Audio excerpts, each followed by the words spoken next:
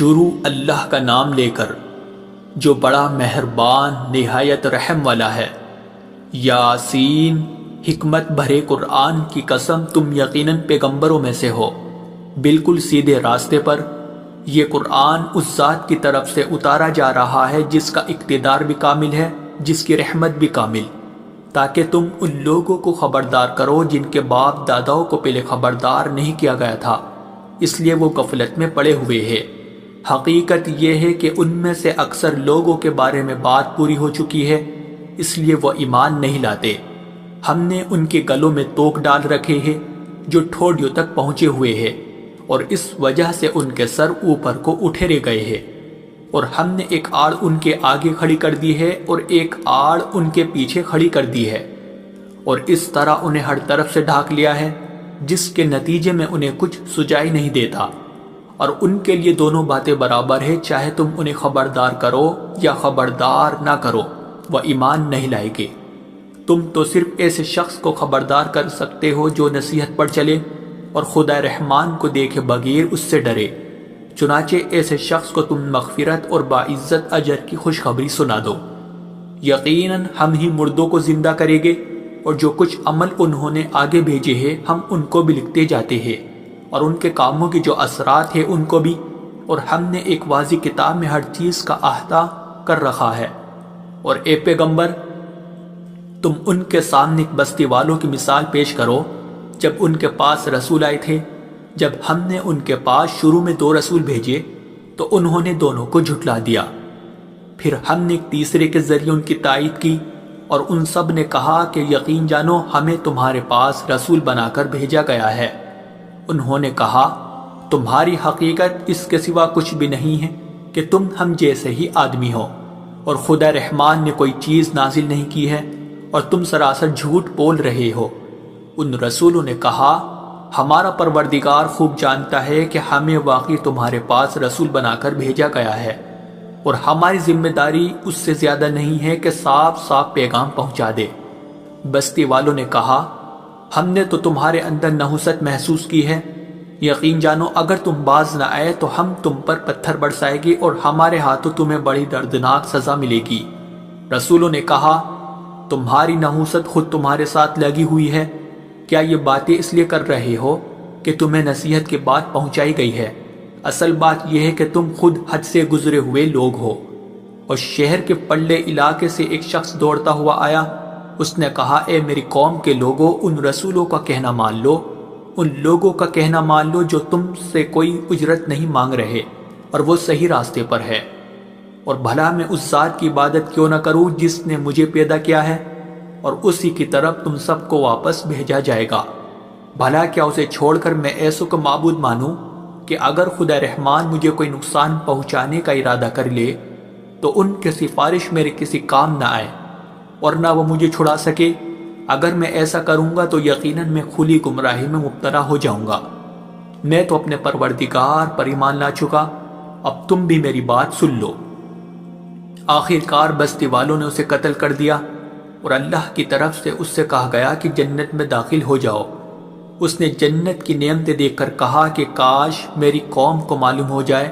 کہ اللہ نے کس طرح میری بخشش کی ہے اور مجھے باعزت لوگوں میں شامل کیا ہے۔ اور اس شخص کے بعد ہم نے اس کی قوم پر آسمان سے کوئی لشکر نہیں اتارا، اور نہ ہمیں اتارنے کی ضرورت تھی، وہ تو بس ایک ہی چنگھاڑ تھی جس سے وہ ایک دم بجھ کر رہ گئے۔ افسوس ہے ایسے بندوں کے حال پر،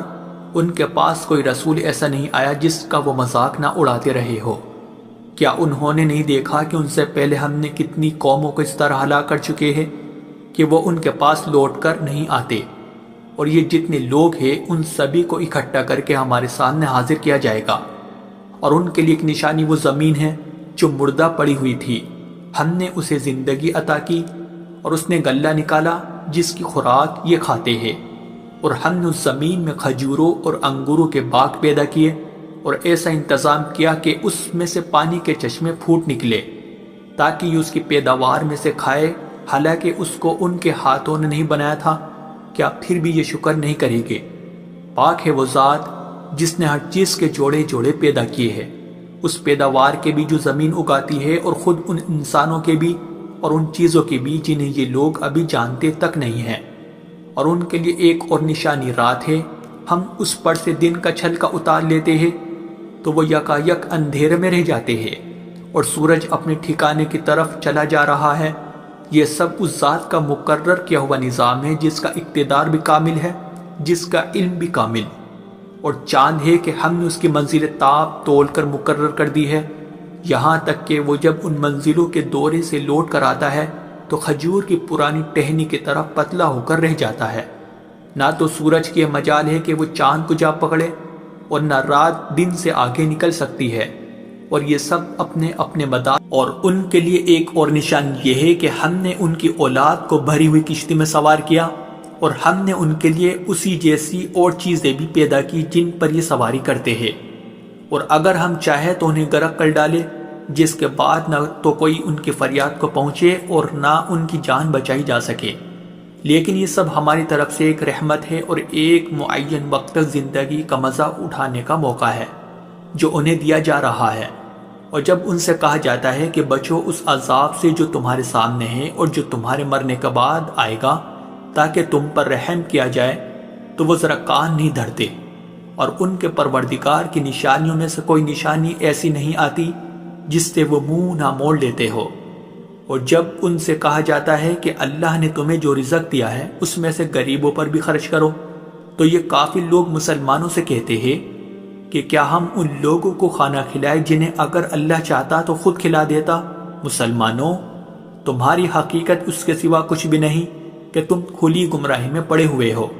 اور کہتے ہیں کہ یہ قیامت کا وعدہ کب پورا ہوگا؟ مسلمانوں بتاؤ اگر تم سچے ہو۔ دراصل یہ لوگ بس ایک چنگاڑ کا انتظار کر رہے ہیں جو ان کی حجت بازی کے عین درمیان انہیں آ پکڑے گی،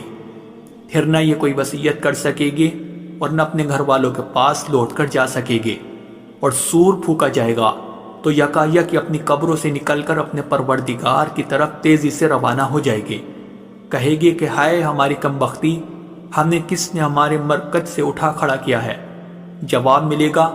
کہ یہ وہی چیز ہے جس کا خدا رحمان نے وعدہ کیا تھا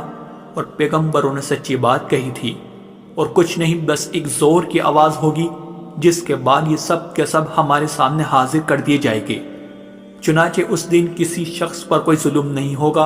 اور تمہیں کسی اور چیز کا نہیں، بلکہ انہی کاموں کا بدلہ ملے گا جو تم کیا کرتے تھے۔ جنت والے لوگ اس دن یقیناً اپنے مشغلے میں مگن ہوگے،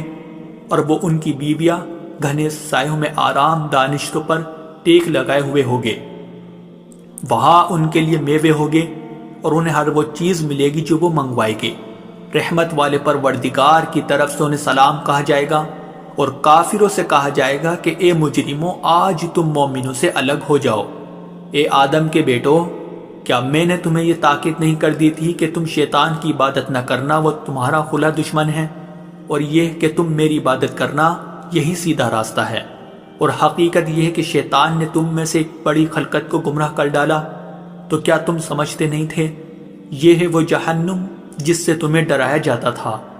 آج اس میں داخل ہو جاؤ کیونکہ تم کفر کیا کرتے تھے۔ آج کے دن ہم ان کے منہ پر مہر لگا دیں گے، اور ان کے ہاتھ ہم سے بات کریں گے، اور ان کے پاؤں گواہی دیں گے کہ وہ کیا کمائی کیا کرتے تھے۔ اور اگر ہم چاہیں تو یہی دنیا میں ان کی آنکھیں مل یا میٹ کر دیں، پھر یہ راستے کی تلاش میں بھاگے پھرے،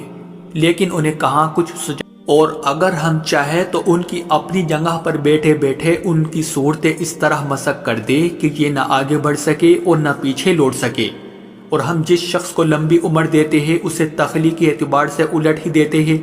کیا پھر بھی انہیں عقل نہیں آتی؟ اور ہم نے اپنے ان پیغمبروں کو نہ شاعری سکھائی ہے اور نہ وہ ان کے شایان شان ہیں، یہ تو بس ایک نصیحت کی بات ہے،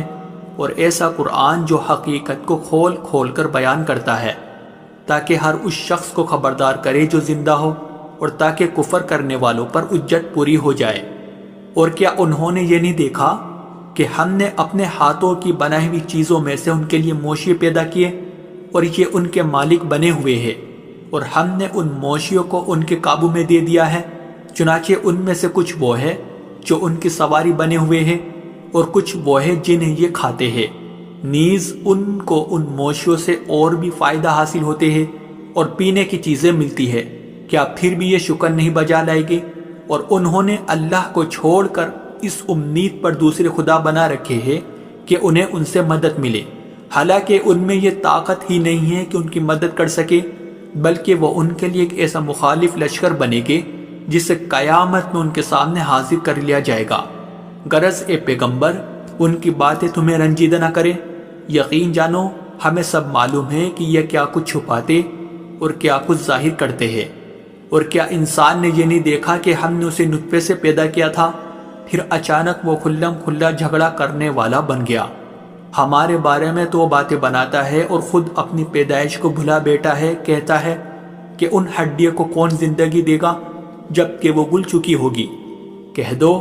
کہ ان کو وہی زندگی دے گا جس نے انہیں پہلی بار پیدا کیا تھا، اور وہ پیدا کرنے کا ہر کام جانتا ہے۔ وہی ہے جس نے تمہارے لیے سرسبز درخت سے آگ پیدا کر دی ہے، پھر تم ذرا سی دیر میں اس سے سلگانے کا کام لیتے ہو۔ بھلا جس ذات نے آسمانوں اور زمین کو پیدا کیا ہے، کیا وہ اس بات پر قادر نہیں ہے کہ ان جیسوں کو دوبارہ پیدا کر سکے؟ کیوں نہیں، جبکہ وہ سب کچھ پیدا کرنے کی پوری مہرت رکھتا ہے۔ اس کا معاملہ تو یہ ہے کہ جب وہ کسی چیز کا ارادہ کر لے تو صرف اتنا کہتا ہے کہ ہو جا، بس وہ ہو جاتی ہے۔ غرض پاک ہے وہ ذات جس کے ہاتھ میں ہر چیز کی حکومت ہے، اور اسی کی طرف تم سب کو آخر کار لے جایا جائے۔